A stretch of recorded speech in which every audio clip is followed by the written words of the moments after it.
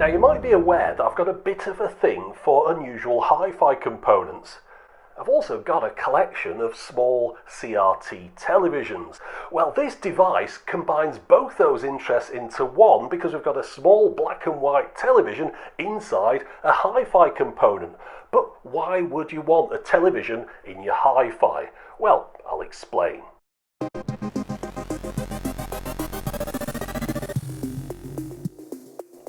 The device we're looking at today is the VTR component TV from the US department store chain JCPenney. This was one of their house brand hi-fi components that fell under their MCS or Modular Component System series umbrella.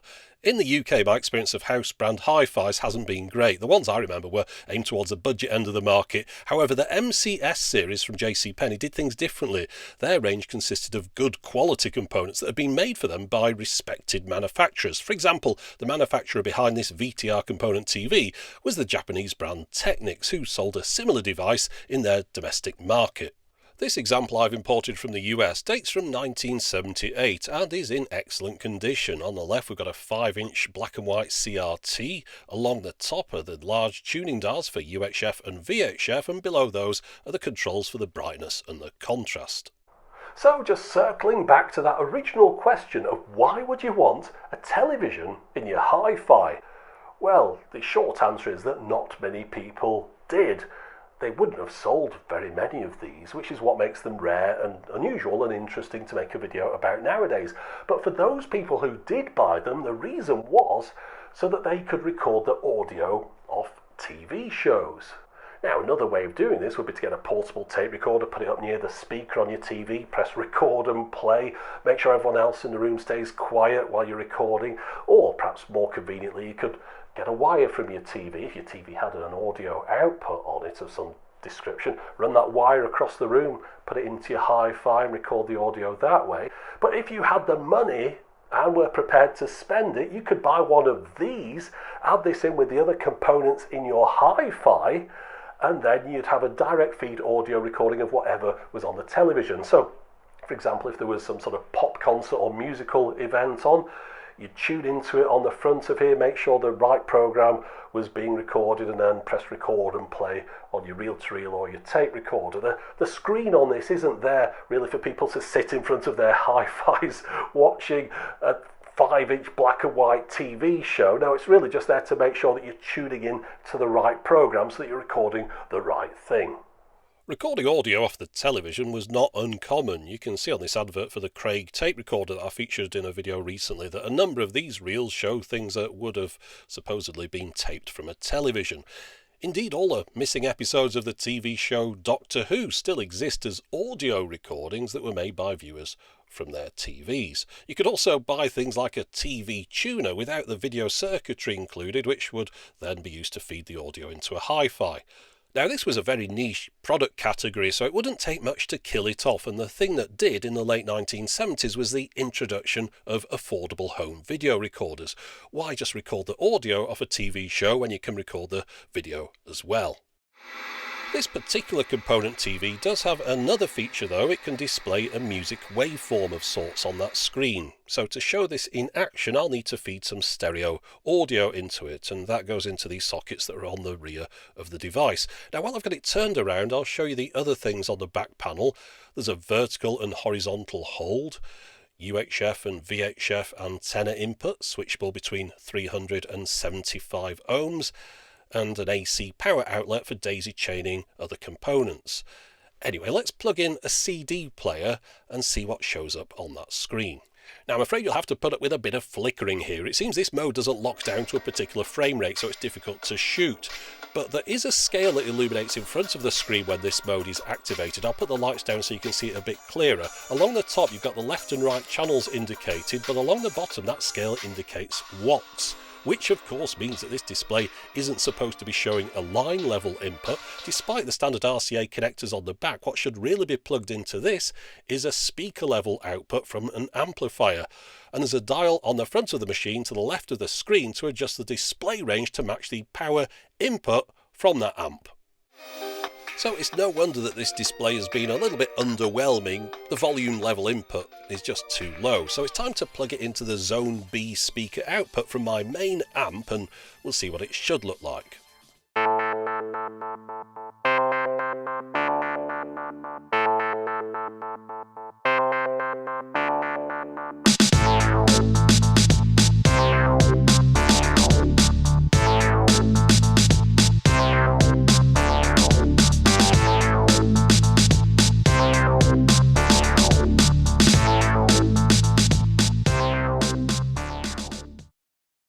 Right, moving on, let's ignore this sign and take a quick look inside.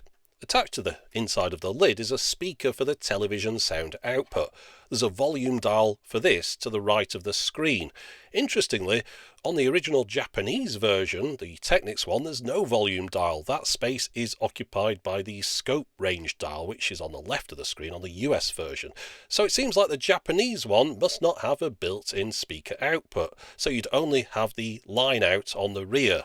It looks like someone in JCPenney must have requested this handy revision for the US version.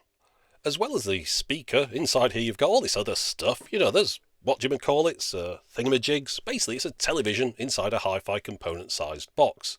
Now, one rule of YouTube is that you can never show a cathode ray tube without the accompanying reminders regarding the life-threatening levels of stored electricity that might remain present even when the power is disconnected.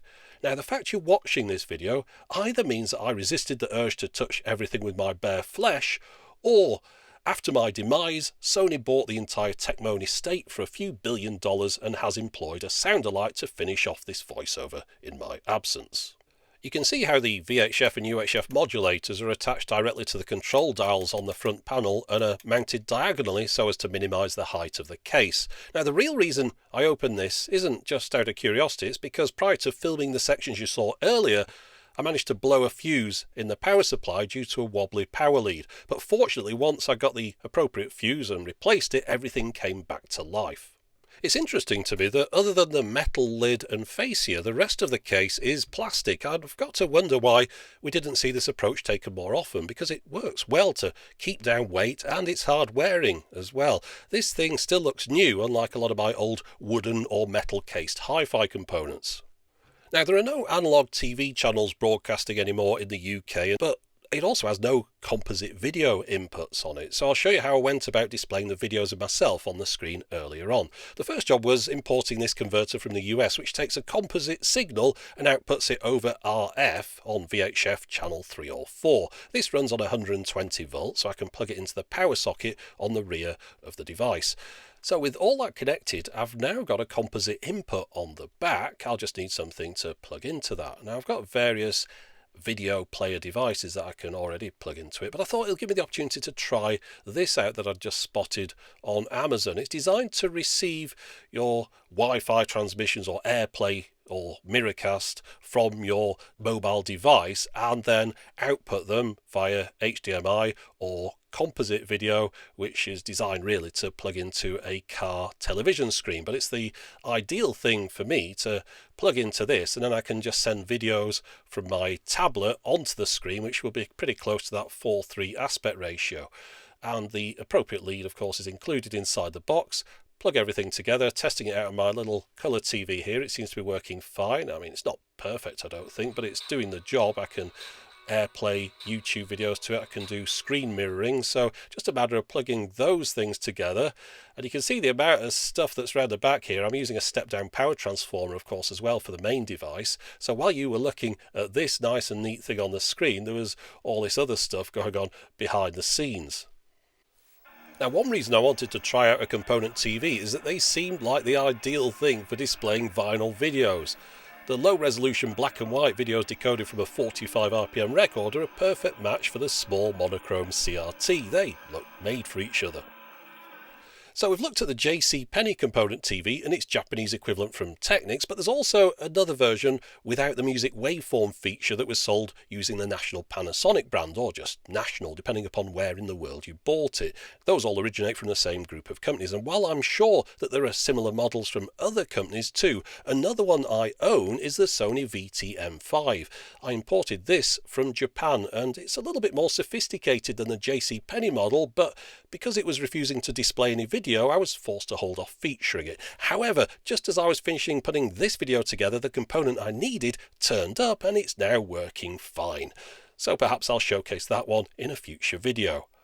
But that's it for this video about the JCPenney VTR component TV. I hope you've enjoyed it, and as always, thanks for watching. When I was growing up, black and white televisions were still quite common. I didn't know anyone that had one as their main television still, but quite often the older black and white set would have been relegated to a second TV that was in use in another part of the house, or more likely a child's television was black and white, if they were fortunate enough to have a TV in their bedroom, that was. A black and white TV in 1981 in the UK would have cost around about £60, whereas a portable colour television was around about £200. Now that £200 through an inflation calculator equates to around about £750 nowadays. So you can understand why you wouldn't buy a portable colour TV for your child to have in his bedroom unless you had a lot of money. So my first portable TV that I had in my room was black and white, and I remember for the first couple of years that I had a Sinclair Spectrum, I had it plugged into this black and white television, which did make some games a little bit difficult to play. In fact, as far as Jet Set Willy goes, where you had to type in a code that was inside the cassette case based on the colours on a card to be able to play the game, quite often that was impossible. I ended up picking up the computer, plugging it into one of the TVs in another part of the house. But yeah, black and white TVs, it seems like a million years ago now, but I just knew everyone had a black and white television somewhere in their house at one point.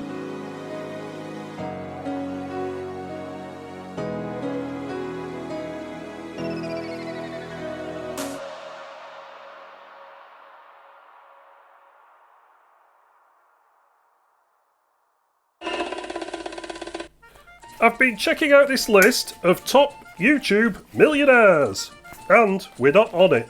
Perhaps that's because we're not millionaires. Well, that's part of it. And we're a bit rubbish. Yeah, there's that. But I bet you've got a big plan to turn this situation around. It just so happens that I have. I think we need to make shorter videos. But they're only a couple of minutes long as it is. Ah, yes, but with today's attention spans, that feels like a lifetime. So how short are we talking here?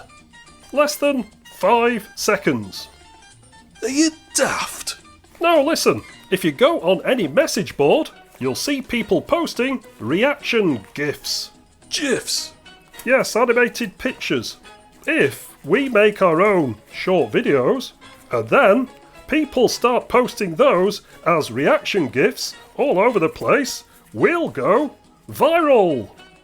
Like the norovirus on a cruise ship. Let's both make a clip and then come back here in an hour and compare them. Okay, sounds like a plan. Right, have you made your reaction clip? Yep, and it's a belter. I've ended up making 2. I'll send them both over to your computer. Okay, here's number 1.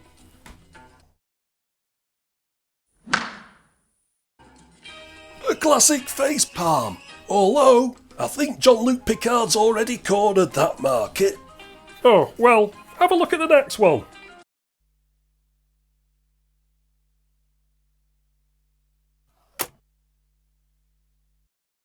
Yeah, I like it. Very passive-aggressive.